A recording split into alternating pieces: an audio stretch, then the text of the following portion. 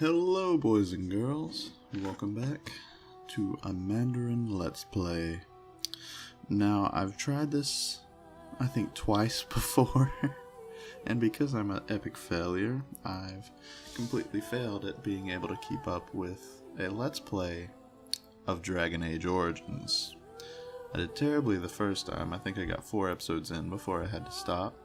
And then my last Let's Play, I lost my saves due to having to completely reset my computer.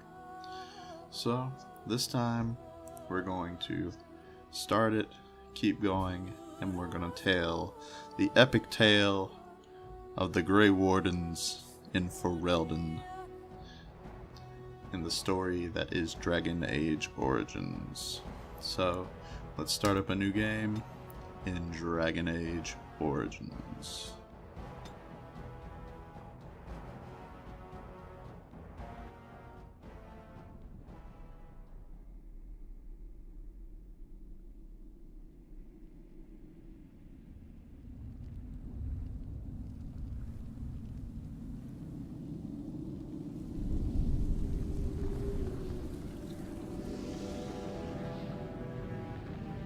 The Chantry teaches us that it is the hubris of men which brought the Darkspawn into our world.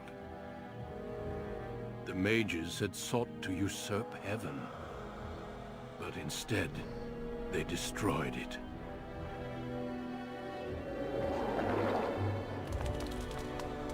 They were cast out, twisted and cursed by their own corruption. They returned as monsters, the first of the Darkspawn.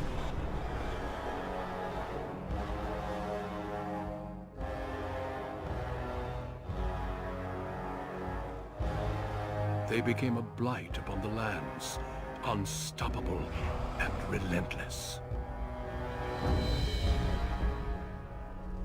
The Dwarven kingdoms were the first to fall, and from the deep roads, the Darkspawn drove at us again and again, until finally we neared annihilation.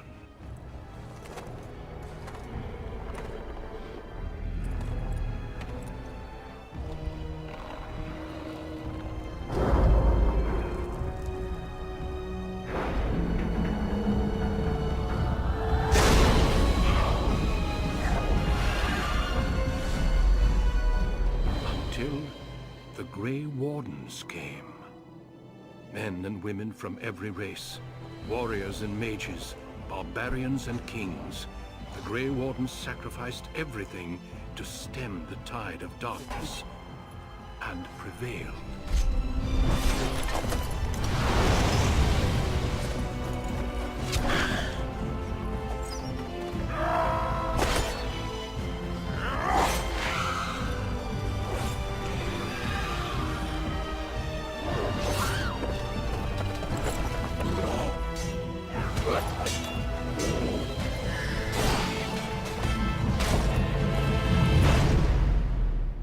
It has been 4 centuries since that victory, and we have kept our vigil. We have watched and waited for the Darkspawn to return. But those who once called us heroes have forgotten. We are few now, and our warnings have been ignored for too long.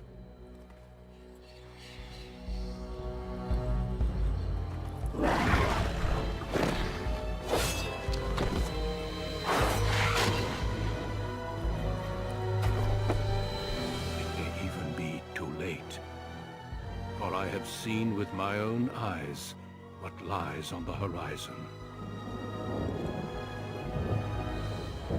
Maker, help us all. And so the Darkspawn come. The background you select will determine which of 6 distinct opening stories you play through. It also affects how characters respond to you throughout the game.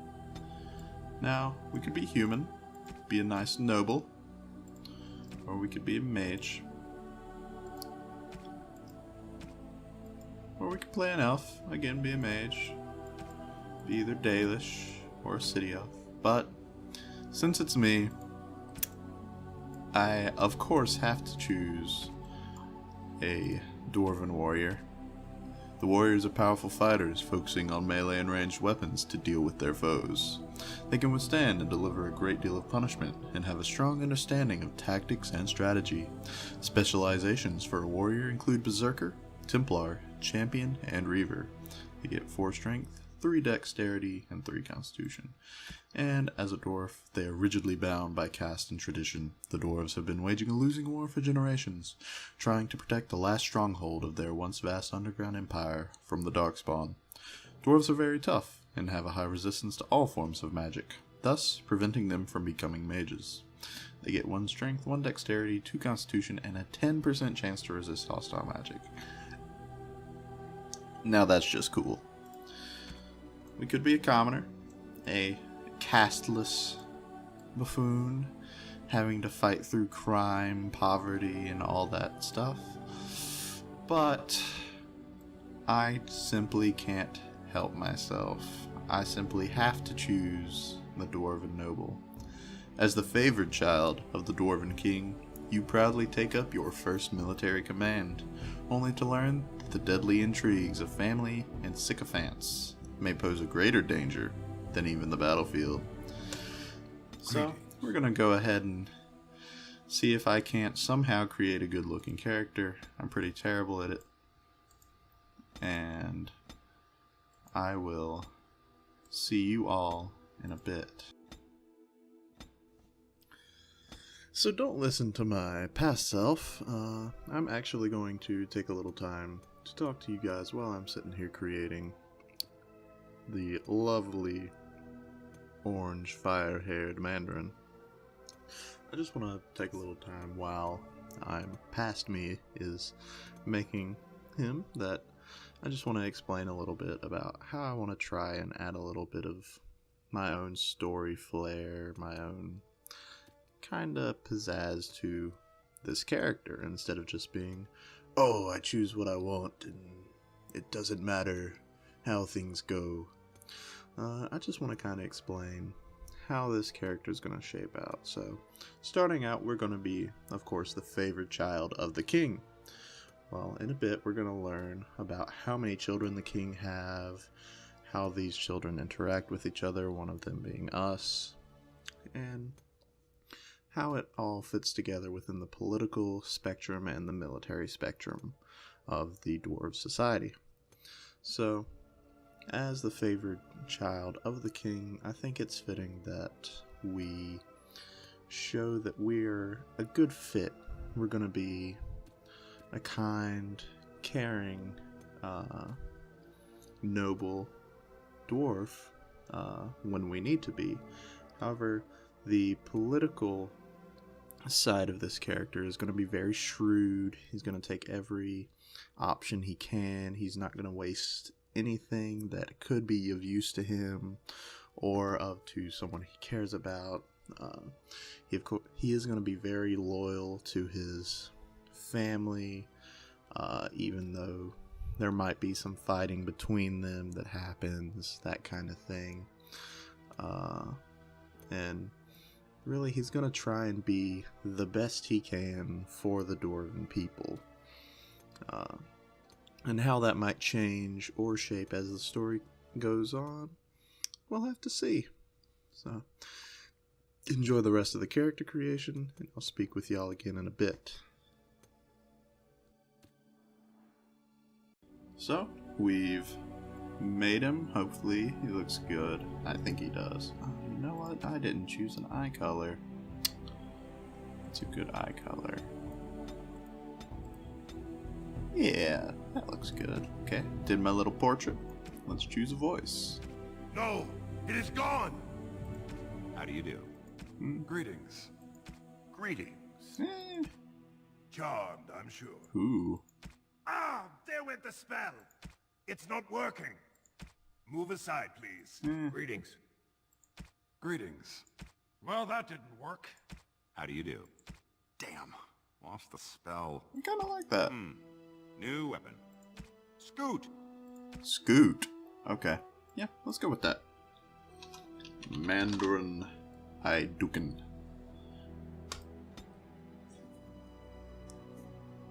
Alright, let's see. How do we want to build him? He has a nice bit of constitution.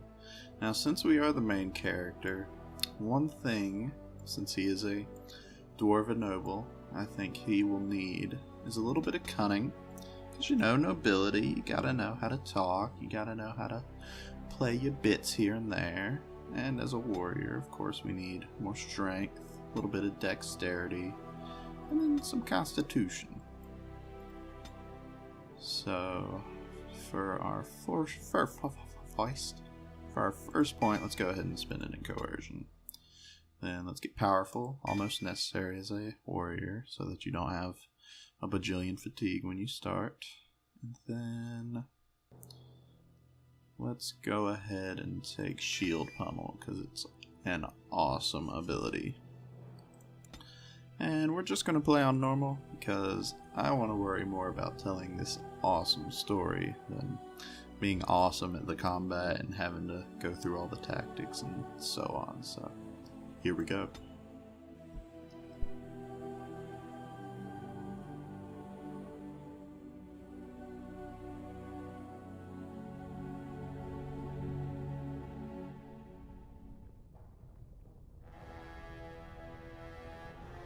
Deep beneath the frost-backed mountains sits Orzammar, the larger of two known remaining dwarven cities in the world.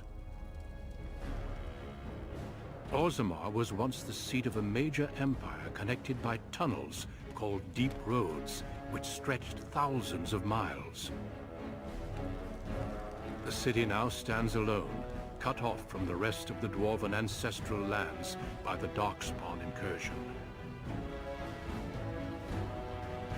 Secure in Orzammar's impregnable construction, the dwarven noble houses continue their centuries-old power struggles. Assassination and blackmail are commonplace, but the appearance of honor is paramount. You are the second child of King Endren of House Iduken, the 9th Iduken ruler elected by the noble assembly. You grew up in a world rife with political intrigue, and have struggled against brothers and cousins for honor and prestige. Today, a feast celebrates your first military commission, the opening move towards real power in the ever-changing game of dwarven politics. Those politics. Greetings, my lord. You are dressed and ready. Excellent. Yeah, of course I am. I wouldn't be naked when you show up. I couldn't find the armor's matching dagger. How dare you. But I scrounged up a rather fancy longsword. Ooh. Do you wish to wear your shield to the noble's feast? Duh. Of course I want my shield. Yes, let them see me as a warrior. Of course, if every other noble has a Chest shield and pound. 3 swords, you'll feel awfully underdressed. You, my friend, are ridiculous. One can't Dang take it. all this marching about and speech-making too seriously. Moving on to the business at hand. The king expects you to make an appearance at the feast, but there's no rush. Oh, okay. The noble family heads will spend hours boring your father with petitions and petty grievances. Well, the art of ruling is hardly boring, though, Gorham. If you say so. Listening to 100 lords complain that their neighbors use the same underhanded tactics they themselves employ would tire on me after about, a minute. Still, there are other excitements. As part of the celebrations, permits have been auctioned off to members of the merchant caste who wish to sell wares in the Diamond Quarter.